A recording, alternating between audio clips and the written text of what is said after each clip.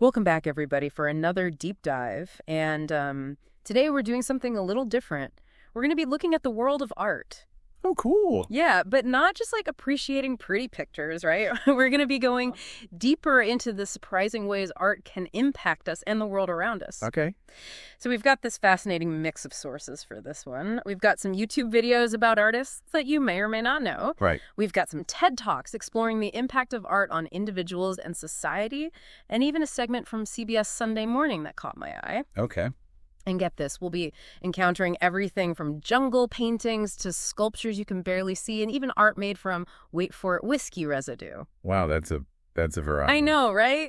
So buckle up, everybody, because our goal today is to really understand how art can be powerful in ways you might not expect. Yeah. You know what's so fascinating to me about art is its ability to transcend boundaries, whether that's like the limits of our physical senses or even challenging societal norms. Okay, I'm intrigued. Let's unpack this a little bit. So our first stop takes us to the jungle. Well, sort of. Okay. Yeah. This artist, Henri Rousseau, was dubbed Le Douanier, which means the customs officer. Mm-hmm. And he actually started as a toll collector, believe it or not, but he ended up captivating the art world with his unique style.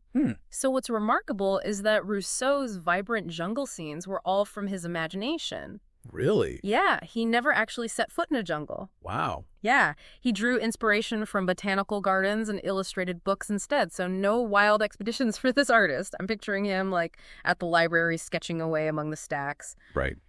But hold on, if he never saw a jungle, what does that tell us about his work? Yeah.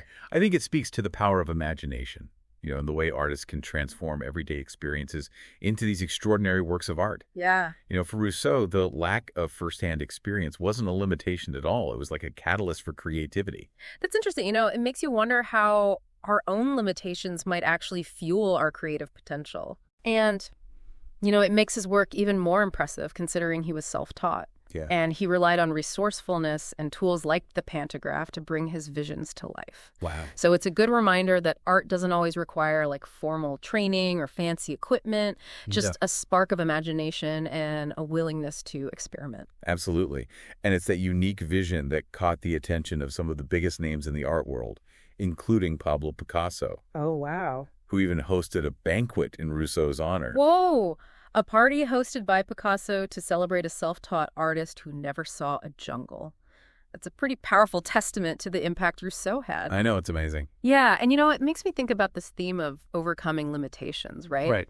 Because there's another artist we need to talk about, Monica Valentine. Yeah. And what struck me about her story is that she creates these incredibly intricate beaded sculptures, but she's been blind since birth. Oh, wow. I know. Monica Valentine's work is a testament to the boundless nature of human creativity.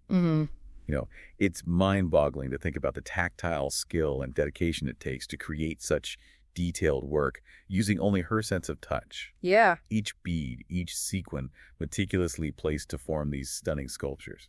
I mean, help me understand this. How does she even conceptualize her art without sight? Right. It's hard enough for me to thread a needle with perfect vision. Right. She perceives the world through touch and translates those sensations into these intricate three-dimensional forms. And Valentine works at Creative Growth, an Oakland-based art collective that supports artists with disabilities. Okay. It's a fantastic example of how art can empower and foster a sense of community for individuals who might otherwise be marginalized. So it's not just about creating beautiful art, right? It's about providing opportunities and support for artists of all abilities to express themselves. Exactly. That's pretty powerful. And speaking of powerful, we need to talk about Domingo Zapata, an artist who believes art can be a healing force. Oh, interesting. Yeah. Well, Zapata turned to art as a coping mechanism during a particularly challenging time when his son was battling a serious illness. Oh, wow. Yeah, and he believes that art can create beauty, transport viewers to other worlds, and even ease pain by connecting us to these shared human experiences. Yeah, it's almost like art can be a form of therapy, right? A way to channel difficult emotions into something beautiful and meaningful. Yeah, definitely. And he emphasizes that you don't need to be a master artist to experience the benefits of creativity. Exactly. Zapata's message is that art is for everyone, regardless of skill level. It's about embracing that creative process, finding beauty in those everyday moments, and allowing yourself to be moved by the power of artistic expression. I love that it encourages us to tap into our own creativity, even if it's just doodling in a notebook or taking a moment to appreciate a beautiful sunset, you know? Right. And it makes me wonder about other ways art can impact us even on a larger scale. I'm thinking of artists who use their work to send powerful messages to the world. You know, are you ready to meet Lorenzo Quinn? I am. Let's do it. So Lorenzo Quinn, he's a sculptor who creates these larger-than-life works that are just full of emotion and symbolism. And he really believes that the message behind a piece of art can be even more powerful than the art itself. Yeah, I've seen pictures of his sculptures, and they definitely make a statement. The one that comes to mind is Support, you know, where these massive hands are emerging from the water to hold up a building in Venice. Right. And that piece, became a powerful symbol of climate change awareness, highlighting the fragility of our world and the urgent need for action. Yeah. And during the pandemic, his sculpture Building Bridges, featuring those interconnected hands spanning a waterway, Right. that one resonated so deeply with people as a symbol of unity and connection in a time of isolation. It's incredible how he takes these universal human experiences like our relationship with nature or our need for connection and translates them into such powerful visual metaphors. Right. You know, it's art that makes you stop and think, art that sparks a conversation. But, sometimes I find myself drawn to art that's less about a grand message and more about the beauty of the everyday. Like those postage stamps designed by Michael Diaz. I mean, who knew stamps could be so intricate and beautiful? Right. Michael Diaz is a master of detail, and his work on those tiny canvases, it's brought fine art into the lives of millions. Yeah. It's a reminder that art doesn't have to be confined to galleries or museums to have an impact. Right. It's art that travels the world, connecting people in a way that's both unexpected and delightful. Yeah. Speaking of connecting with people, that CBS Sunday morning segment about Joe Will, those twin artists whose lives and tragic deaths were so intertwined with their art, it really moved me. Yeah. Their story is both heartbreaking and inspiring, and their artwork. It became a way for their parents and community to revisit their lives and process their loss. Yeah. Right. It highlights how art can really immortalize memories and offer solace in the face of grief. It's almost as if their art became a tangible link to their spirits, allowing people to connect with them on a deeper level even after they were gone. I know, it's powerful. It's a powerful testament to the enduring power of art, to bridge that gap between life and death. And sometimes art can be a way to reclaim your voice, to express passions you might have put aside. That's what I see in Sharon Stone's artwork, the actress. Oh, yeah. Sharon Stone, the actress turned painter. Yeah. It's so inspiring to see how she's embraced her artistic side, creating these bold, abstract pieces that are both visually striking and deeply personal. And she's had her share of challenges, including a serious health scare a few years back. Right. And it seems like painting has become an outlet for her, a way to express her resilience and tap into a different side of her creativity. It's a reminder that we all have that creative potential within us, regardless of our background or profession. Yeah. And sometimes tapping into that creativity can be a source of healing and renewal. And speaking of healing, we can't overlook the power of art to address social justice issues and challenge the status quo. Right. The story of Jen Reid and the toppled statue of Edward Colston in Bristol is a powerful example of how art can intersect with history and spark those important conversations. Definitely. Jen Reid's image standing atop that empty plinth where the statue of the slave trader once stood. Yeah. It became a global symbol of the Black Lives Matter movement. Right. It was a spontaneous act of protest that resonated with people around the world. Yeah. It challenged those traditional narratives and sparked a debate about representation and historical memory. It was a powerful moment, and it led to artist Mark Quinn creating a permanent sculpture of Jen Reid in that same pose, solidifying its impact and ensuring that her voice and her message would not be erased. Wow. It's a testament to the power of art to reclaim space, to rewrite history, and to challenge systems of oppression. And it's a reminder that art can be a catalyst for change, prompting us to confront uncomfortable truths and reevaluate our understanding of the past. Right. It's not just about aesthetics. It's about using art as a tool for social commentary and activism. And, sometimes art can simply be about encouraging us to reconnect with nature and tap into a sense of childlike wonder. Absolutely. Thomas Dambo's hidden troll sculptures scattered throughout nature are a perfect example of this. Yeah, those whimsical trolls tucked away in forests and parks are like invitations to go on an adventure. Right. To slow down, explore our surroundings, and rediscover the simple joys of nature. He's inviting us to engage with art in a way that's playful and interactive. Yeah. Sparking a sense of curiosity and delight in both children and adults. Yeah. It's a reminder that art doesn't have to be serious or intimidating. Yeah. It can be fun, accessible, and even a little bit mischievous. Okay, so we've talked about artists who use their work to make these grand statements about climate change, social justice, or the human condition. Right. And we've seen how art can be a source of personal healing and expression. But I'm realizing there's another aspect of art we haven't really touched on yet. Something about how art allows us to see the world in a different way, how it challenges our perceptions and expands our understanding of what's possible. What are your thoughts on that? You've hit on something really crucial there. Yeah.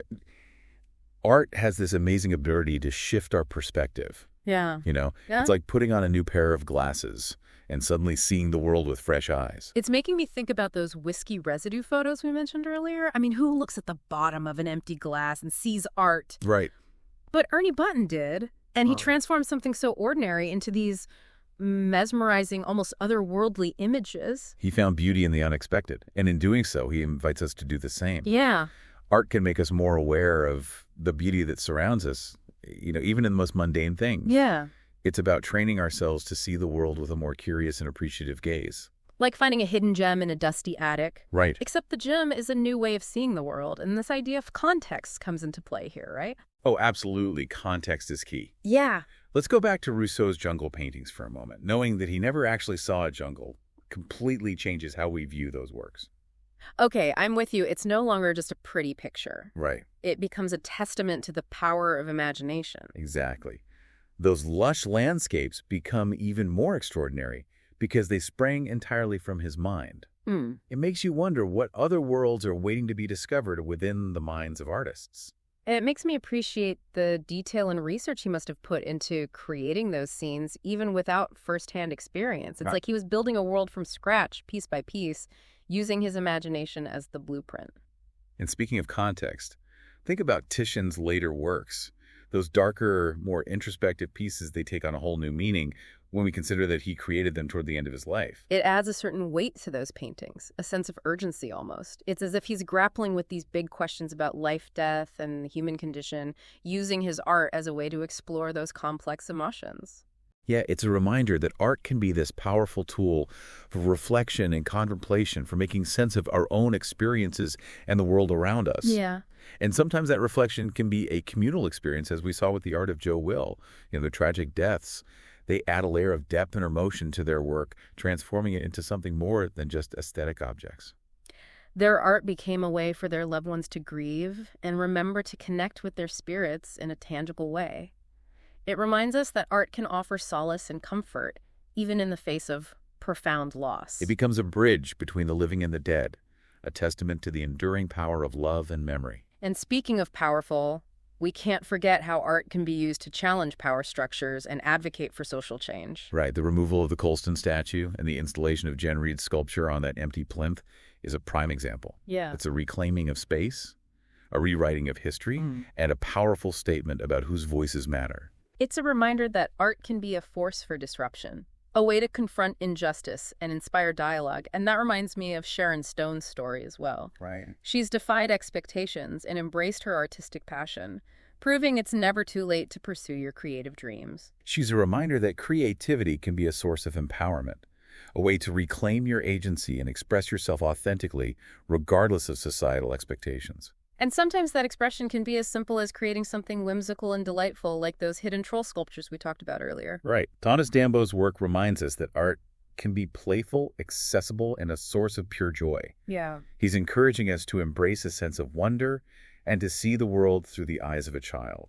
It's a reminder to approach life with a sense of curiosity and adventure, to seek out the unexpected and find beauty in the everyday. So as we conclude this deep dive into the surprising power of art, I think we've gained a deeper appreciation for its multifaceted nature. We've seen how art can move us, challenge us, comfort us, and inspire us. We've explored grand historical narratives, whimsical hidden treasures, and everything in between. We've encountered artists who push boundaries, defy expectations, and use their creativity to make a difference in the world.